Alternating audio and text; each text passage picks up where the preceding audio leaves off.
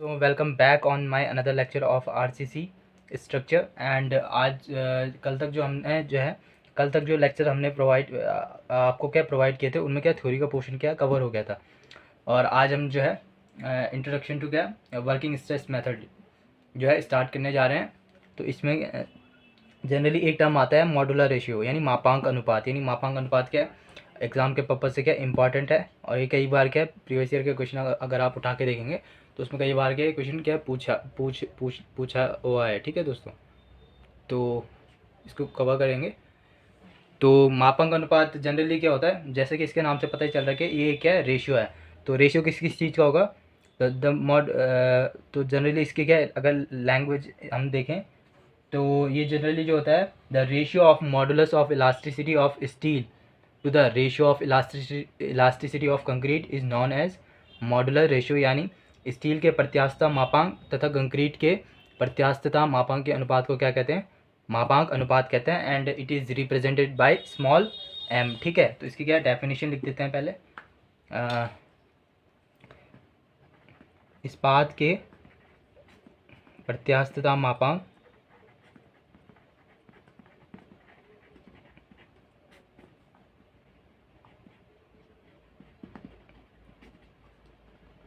तथा कंक्रीट के प्रत्यास्थता मापांक के अनुपात को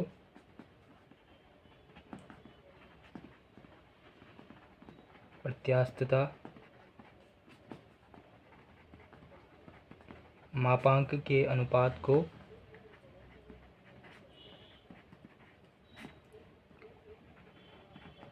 क्या कहते हैं, मापांक अनुपात कहते हैं, यानी मॉडुलर रेशियो कहते हैं। ठीक है, मापांक अनुपात कहते हैं। तो इंग्लिश में अगर जनरली बोले तो the ratio of modulus of elasticity of steel to the modulus of elasticity of concrete is known as modular ratio and it is represented by small M.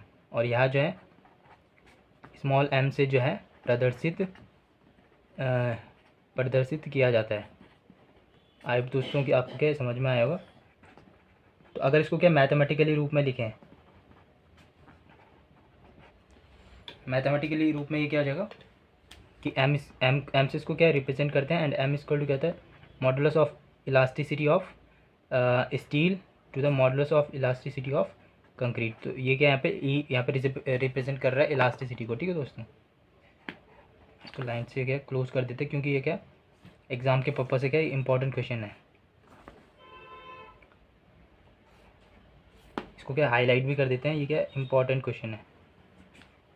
And जो आगे आने वाले जो लेक्चर होंगे आरसीसी के, उसमें क्या मॉडल रेशियो के एक अहम भूमिका निभाएगा। तो इसे क्या आप क्या ध्यान से देखें, जहाँ पे क्या ई एस क्या है, modulus of elasticity of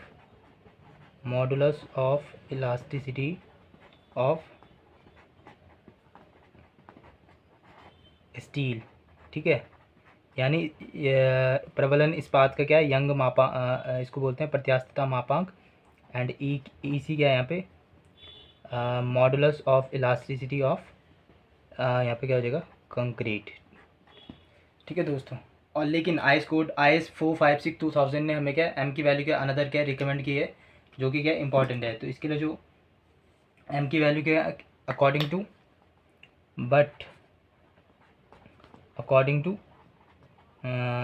IS 456, इसके लिए जो हम कोड यूज़ करते हैं 2000, इसके लिए जो एम की वैल्यू उस IS कोड ने रिफर की है वो है 280 डिवाइड बाई 3 सिग्मा CBC। ठीक है, तो ये क्या है यहाँ पे इम्पोर्टेंट है।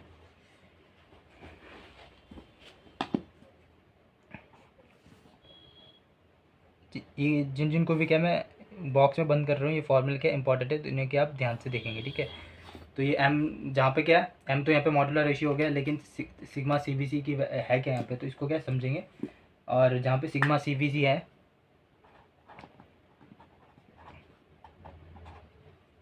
Permissible characteristic compressive strength of concrete in bending. ठीक है, permissible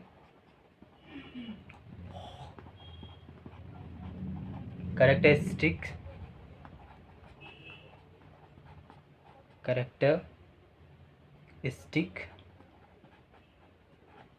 compressive strength of concrete in bending, strength of concrete in bending. ठीक है दोस्तों, एंड अगर हम अलग अलग इसको टर्म में समझे तो सिग्मा क्या है यहाँ पे, परमिसिबल स्टील स्ट्रेस। ठीक है, जो स्टील में क्या परमिसिबल स्ट्रेस होना चाहिए वो क्या सिग्मा को रिप्रेजेंट कर, permissible steel stress. And C4 characteristic compressive strength, यानी characteristic compressive strength. And B4 in bending, यानी बंकन में। ठीक है, एंड C4 यहाँ पे क्या रिप्रेजेंट करेगा, कंक्रीट।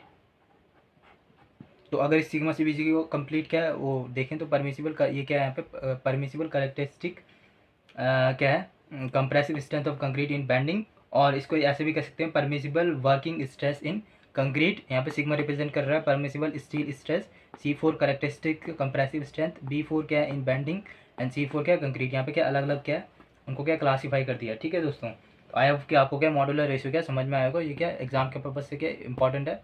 एंड अगले आने वाले क्या न्यूमेरिकल वे क्या है इसका क्या बहुत इंपॉर्टेंट।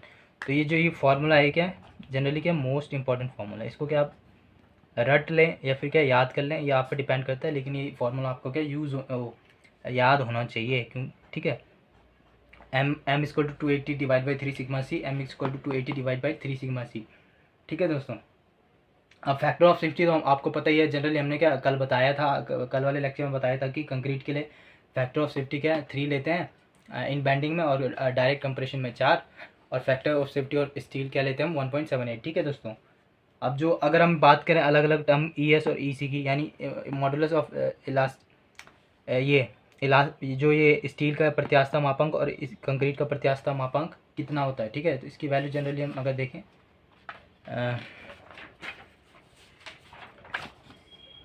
तो आए दोस्तों की क्या आपको क्या लेक्चर पसंद आ रहा होगा। तो स्टील के लिए जो है इसकी भी क्या वैल्यू निर्धारित है, तो ये क्या स्टील के लिए जनरली क्या ये ग्रेड ऑफ के स्टील पर डिपेंड करता है। ठीक है, तो दोस्तों आपके लिए क्या मैंने एक क्या टेबल बनाई है यहाँ पे।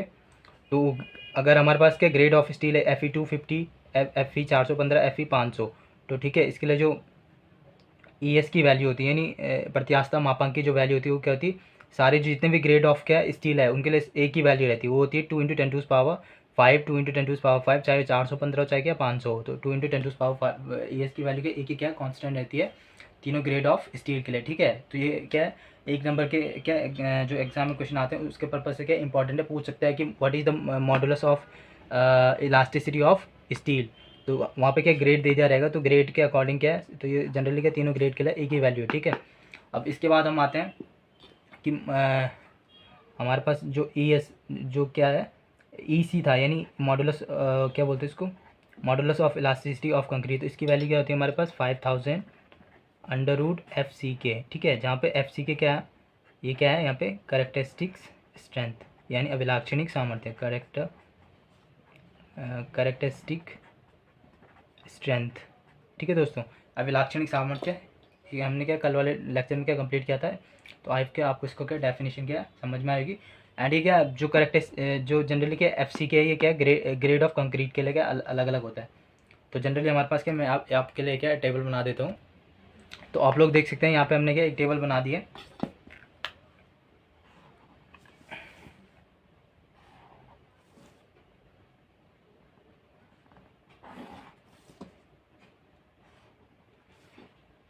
तो FCK की वैल्यू हमने इससे पहले भी आपके लेक्चर में बताई थी कि FCK की वैल्यू जो है यानी कैरेक्टरिस्टिक जो वो कैरेक्टरिस्टिक जो स्ट्रेंथ है उसकी वैल्यू क्या थी ग्रेड ऑफ कंक्रीट पर डिपेंड करती है। जैसे हमारे पास ग्रेड ऑफ कंक्रीट अगर M15 है तो इसके लिए FCK की वैल्यू क्या हो जाएगी 15 ही रहेगी, 15 Nm/mm² और मेगा पास्कल। अगर M20 है तो इसके लिए क्या 20 रहेगी, M25 है तो इसके लिए क्या रहेगा 25 रहेगा, अगर M30 है तो इसके लिए क्या रहेगा 30 रहेगा। ठीक है दोस्तों, अब हम आते हैं सिग्मा CVC। हमारे पास एक टर्म था यहाँ पे मॉड्यूलर रेशियो पे, आप लोगों ने देखा होगा कि ये जो सिग्मा CVC वैल्यू है, तो ये सिग्मा CVC की वैल्यू क्या है, हमको क्या पता होनी चाहिए, तभी हम क्या मॉड्यूलर रेशियो की वैल्यू क्या न्यूमेरिकल में निकाल पाएंगे। 280 divide by 3 into sigma CVC की वैल्यू अब हम निकालेंगे। तो इसके लिए भी क्या जनरली क्या एक टेबल आती है, ठीक है, तो उस टेबल को भी बना देते हैं। तो दोस्तों यहाँ पे मैंने जो है टेबल तैयार कर ली है। तो ये टेबल जो है आप लोगों को याद होनी चाहिए, नहीं तो ये क्या है इतना भी क्या टेंशन लेने की ज़रूरत नहीं, क्योंकि ये IS 456 क्या है 2000 में हमें क्या स्पेसिफाई किया, ये टेबल कर दी गई है। और हमको जो है एग्ज़ाम में जो है IS 456 2000 को की जो बुक आती है या फिर जो उसके स्पेसिफाई पेज आते हैं जो हमको चाहिए, तो उनको वो क्या हम एग्ज़ाम में ले जा सकते हैं न्यूमेरिकल के पर्पज़ से, वो क्या हमें अलाउेबल होते हैं। UBTI ने उनको क्या अलाउ कर दिया है, अलाउ कर रखा है, ठीक है दोस्तों। तो क्या इतनी घबराने की ज़रूरत नहीं, लेकिन आपको ये क्या मुँह जबानी वैल्यू याद होनी चाहिए। अब इसमें इतना डिफिकल्ट तो है नहीं। देखो M15 है तो इसके लिए जो FCK की वैल्यू यानी करेक्टरिस्टिक स्ट्रेंथ की वैल्यू 15 है, 20 के लिए 20 है, 25 के लिए 25 है एंड 30 के लिए 30 है। आगे भी फर्दर जितनी भी क्या ग्रेड ऑफ कंक्रीट होगी उसके लिए भी क्या फर्दर उतना ही रहेगा, ठीक है। एंड हम यहाँ पे बात कर रहे थे परमिसिबल जो compressive stress in bending in concrete यानी जो सिग्मा CVC था, ठीक है, तो उसकी वैल्यू जनरली क्या ये क्या होती है न्यूटन पर mm² में, तो उसकी हम बात कर रहे थे यहाँ पे। तो ये क्या है ग्रेड ऑफ कंक्रीट पर डिपेंड करता है, ठीक है दोस्तों। जैसे हमारे पास क्या क्वेश्चन में अगर M15 ग्रेड दे दिया रहेगा, हमें मॉड्यूलर रेशियो निकालने के लिए हमें सिग्मा CVC की वहाँ पे क्या ज़रूरत पड़ेगी। तो ये कैसे निकालेंगे हम, तो इसको क्या इससे समझते हैं। तो क्या इसको समझते हैं, ये हम निकालेंगे कैसे, ठीक है दोस्तों। M15 हमें दे रखा है, तो हम क्या है सिग्मा CVC की वैल्यू हमें निकालनी है। तो सिग्मा CVC की वैल्यू कैसे निकालेंगे, तो सिग्मा CVC की वैल्यू निकलेगी जनरली जो हमारे पास ग्रेड ऑफ कंक्रीट है। जैसे हमारे पास क्या यहाँ पे M15 है, तो इसके लिए जो FCK की वैल्यू यानी FCK divide by factor of safety हो जाएगा, ठीक है। एंड FCK की वैल्यू यहाँ पे जनरली M15 के लिए क्या रहेगी, जैसे यहाँ पे M15 के लिए 15 थी, ठीक है। एंड फैक्टर ऑफ सेफ्टी हमको पता है कि मैंने आपको बताया था इससे वाले पहले लेक्चर में कि factor of safety of concrete क्या होती है, हमारे पास 3 होती है, ठीक है। बैंडिंग में हम जनरली क्या 3 यूज़ करते हैं, ठीक है। डायरेक्ट कंप्रेशन तो हमारे पास आता नहीं, हम बैंडिंग के लिए यूज़ करते हैं। तो जिसको 3 से हम डिवाइड करेंगे यानी 15 को जब हम 3 से डिवाइड करेंगे तो हमारे पास आएगा 5। तो इसके लिए जो सिग्मा CVC की वैल्यू आएगी वो आएगी 5, ठीक है। अगर हमारे पास क्या M20 का ग्रेड दे दिया रहेगा तो हम क्या इसको यहाँ पे क्या करेंगे 15 की जगह 20 रखेंगे, 20 को डिवाइड करेंगे 3 से, ठीक है। 3 को जब इसको डिवाइड करेंगे तो आप लोग देख सकते हैं कैलसी पे अगर हम करें तो 20 डिवाइड बाई 3 हमारे पास आ रहा है 6.6। तो इसको जनरली क्या प्रेफर करते हैं हम 7, ठीक है। तो लगभग क्या 7 के आसपास आ जाएगा, ठीक है। उसके बाद अगर हम बात करें अगर हमारे पास क्या ग्रेड क्या दे रखा है M25 है, तो 25 को भी क्या फर्दर हम क्या क्लास डिवाइड करेंगे फैक्टर ऑफ सेफ्टी यानी 3 से मल्टीप्लाई डिवाइड कर देंगे, तो ये लगभग आएगा 8.5। तो ये 5, 7, 8.5। तो दोस्तों ये क्या है सिग्मा CVC की वैल्यू क्या आप ग्रेड को ऑफ कंक्रीट के लिए याद कर लें, नहीं तो आप क्या डिवाइड करके भी सीधे सीधे क्या करते हैं निकाल सकते हैं। आई होप कि आपको क्या है समझ में आ गया होगा। अब ये हमारे पास सिग्मा CVC की वैल्यू M15 के लिए आ गई 5, M20 के लिए 7 एंड M25 के लिए 8.5।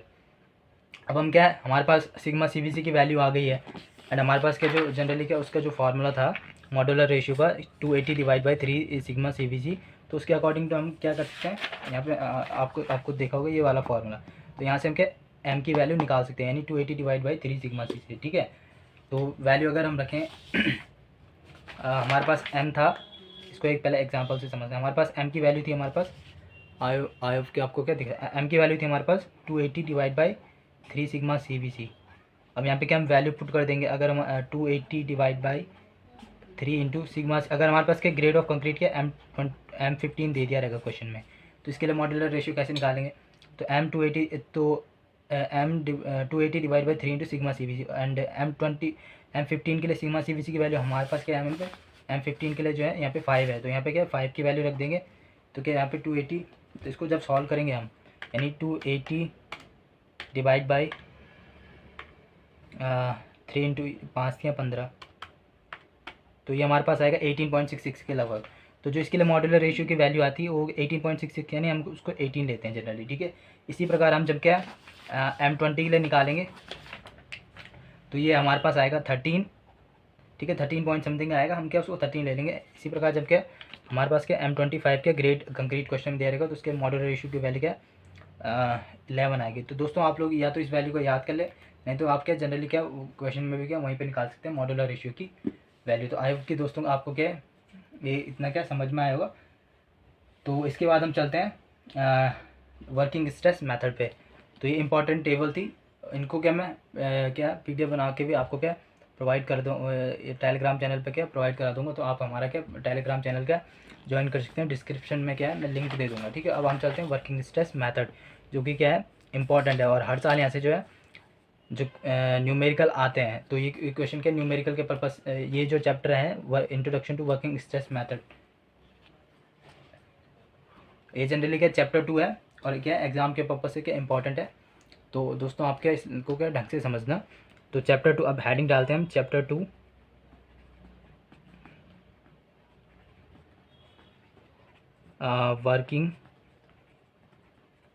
Working stress method. तो दोस्तों WSM मेथड होता क्या है, ठीक है। इससे पहले मैं आपको क्या इसको क्या बता चुका हूँ, थ्योरी भी इसकी कवर हो चुकी है, लेकिन क्या मोटा मोटा और थोड़ी इसको समझते हैं।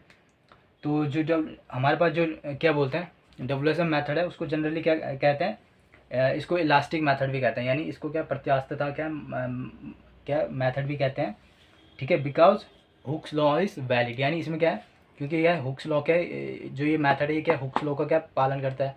आई होप कि आपको क्या हुक्स लॉ का पता होगा कि इसमें क्या होता है कि जो विकृति होती है क्या होता है स्ट्रेन के क्या होता है, जो स्ट्रेन यानी विकृति है वो क्या होती है स्ट्रेस के क्या होती है डायरेक्टली क्या होती है प्रोपोर्शनल होती है, ठीक है दोस्तों। तो stress is according to Hooke's law stress is directly proportional to क्या होता है स्ट्रेन, ठीक है। तो इसको अगर WSM मेथड को क्या बड़ा बड़ा थोड़ी और समझते हैं।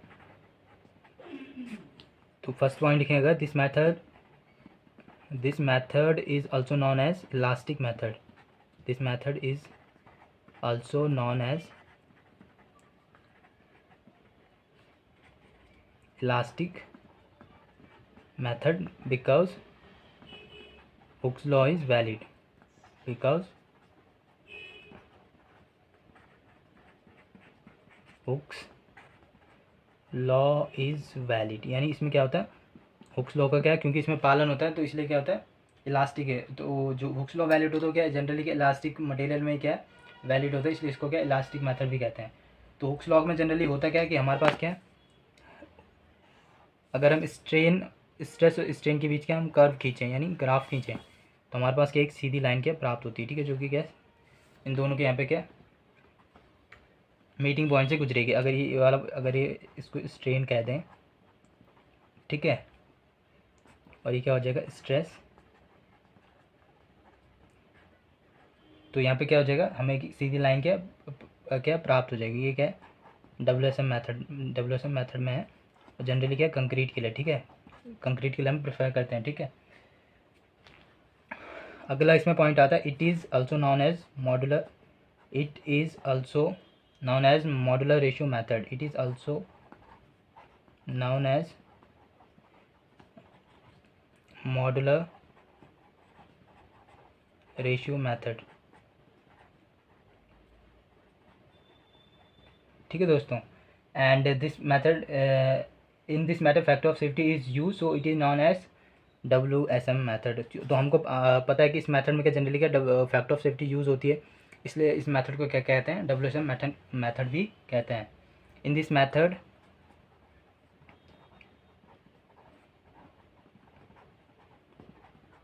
मेथड फैक्टर ऑफ सेफ्टी यानी FOS is used so it is known as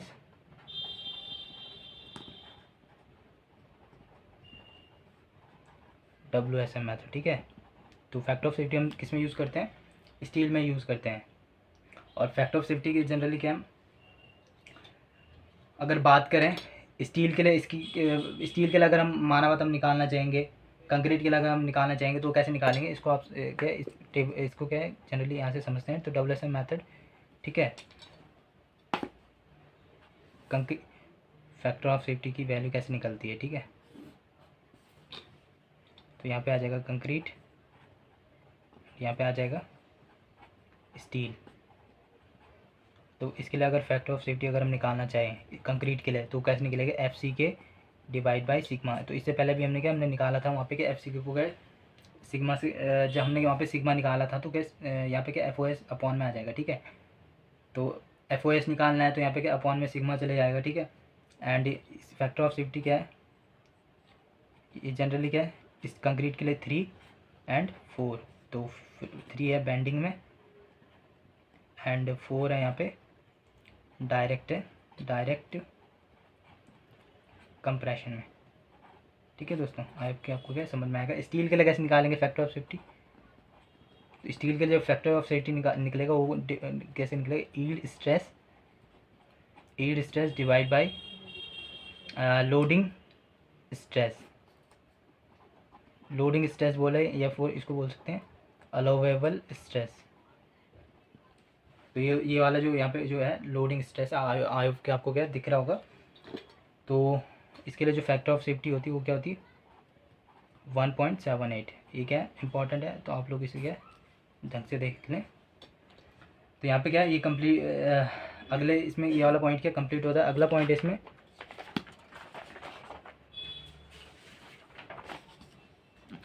अगला जो पॉइंट रहेगा, इन this method section become heavier and uneconomical. इससे पहले जो हमने क्या वर्किंग स्ट्रेस मेथड बताया था उसमें भी आपको क्या वाला पॉइंट बताया था कि इस मेथड में जो हमें जो सेक्शन हम डिज़ाइन करते हैं वो क्या होता है हैवी होता है एंड क्या होता है अनइकोनॉमिकल होता है, ठीक है। तो इस वाले पॉइंट को भी लिख देते हैं। कौन सा पॉइंट है, चौथा, सॉरी दोस्तों ये क्या चौथा पॉइंट है। In this method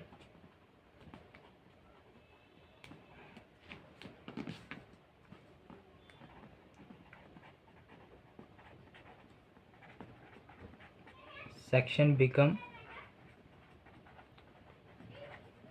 heavier and uneconomical, यानी इकोनॉमिकली क्या हमको क्या बेनिफिट नहीं देता है। And no cracks are allowed, यानी इसमें कोई भी क्या है क्रैक्स को क्या हम अलाउड नहीं करते हैं इसमें। इस वाले मेथड में no cracks are allowed. And अब जबकि इसमें क्या क्रैक्स को हम अलाउ नहीं करते हैं तो इसलिए इस मेथड को क्या है बड़े बड़े जो वाटर टैंक्स होते हैं उनको क्या डिज़ाइन करने के लिए क्या इसी वाले WSM मेथड का हम यूज़ करते हैं।